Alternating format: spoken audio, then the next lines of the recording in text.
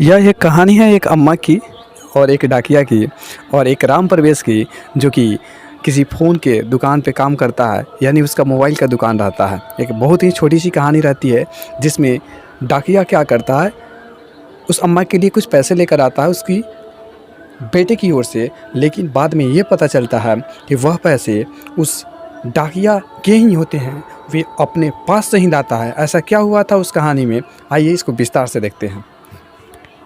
अम्मा, अम्मा, आपके बेटे ने मनी ऑर्डर भेजा है। डाकिया बाबू ने अम्मा को देखते अपनी साइकिल रोक दी।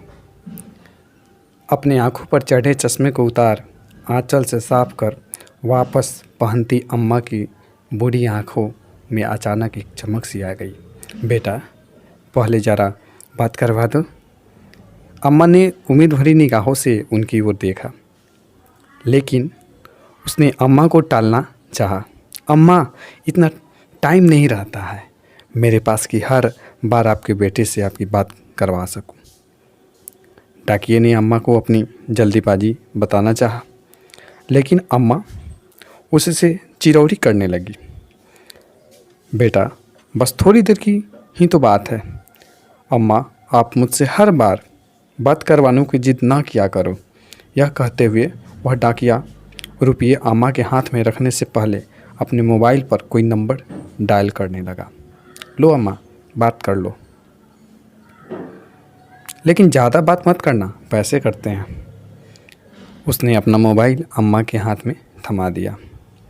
उसके हाथ से मोबाइल ले फ़ोन पर बेटे से हाल चाल लेती अम्मा मिनट भर बात कर ही संतुष्ट हो गई। उनके झुर्रीदार चेहरे पर मुस्कान छा गई। पूरे 1000 रुपये है अम्मा, यह कहते हुए उस डाकिया ने 100 के 10 नोट अम्मा की ओर बढ़ा दिए। रुपये हाथ में ले गिनती करती अम्मा ने उसे ठहरने का इशारा किया। अब क्या हुआ अम्मा, यह 100 रुपये रख लो बेटा। क्यों अम्मा, उसे आश्चर्य हुआ। हर महीने रुपये पहुंचाने के साथ साथ तुम मेरे बेटे से मेरी बात भी तो करवा देते हो, कुछ तो खर्चा आता होगा ना। अरे नहीं अम्मा, रहने दीजिए। वह लाख मना करता रहा, लेकिन अम्मा ने ज़बरदस्ती उसकी मुट्ठी में 100 रुपये थमा ही दिए और वह वहाँ से वापस जाने को मुड़ गया।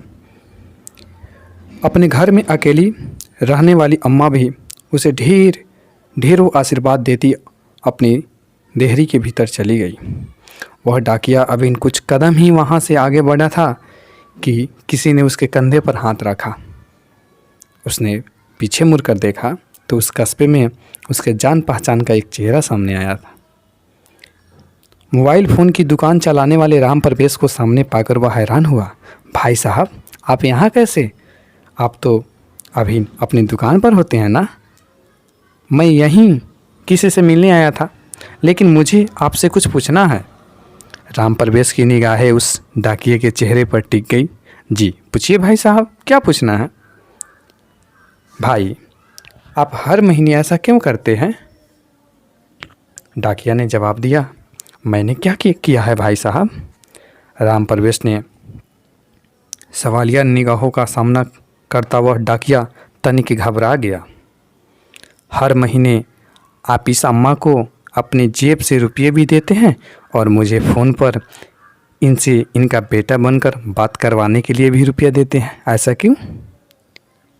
राम परवेश का सवाल सुनकर डाकिया थोड़ी देर के लिए सकपका गया, मानो अचानक उसका कोई बहुत बड़ा झूठ पकड़ा गया हो। लेकिन अगले ही पल उसने सफाई दी। मैं रुपये इन्हें नहीं, अपनी अम्मा को देता हूँ। राम परवेश ने कहा। मैं समझा नहीं। उस डाकिया के बात सुनकर राम परवेश हैरान भी हुआ, लेकिन डाकिया आगे बताने लगा। इनका बेटा कहीं बाहर कमाने गया था और हर महीने अपनी अम्मा के लिए 1000 रुपये का मनी ऑर्डर भेजता था, लेकिन एक दिन मनी ऑर्डर की जगह इनके बेटे के एक दोस्त की चिट्ठी अम्मा के नाम आई थी। उस डाकिये की बात सुनते राम परवेश को जिज्ञासा हुई। कैसी चिट्ठी? क्या लिखा था उस चिट्ठी में?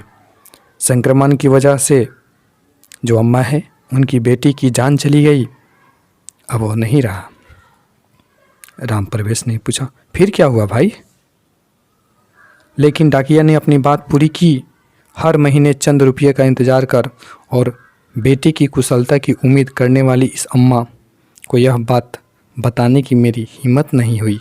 मैं हर महीने अपनी तरफ से इनका मनी ऑर्डर ले आता हूँ, लेकिन यह तो आपकी अम्मा नहीं है ना? राम प्रवेश ने पूछा।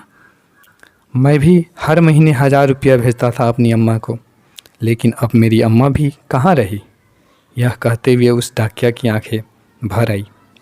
हर महीने उससे रुपये लिए अम्मा से उनका बेटा बनकर बात करने वाला राम प्रवेश उस डाकिया का एक अजनबी अम्मा के प्रति आत्मिक स्नेह देख निःशब्द रह गया। एक बहुत ही छोटी सी कहानी, लेकिन बहुत ही मार्मिक थी, जिसमें डाकिया का जो आत्मिक स्नेह है उस अम्मा के प्रति दिखाया गया है। आपको ये कहानी कैसे लगी ज़रूर बताएं। इतना देर आपने सुना, धन्यवाद।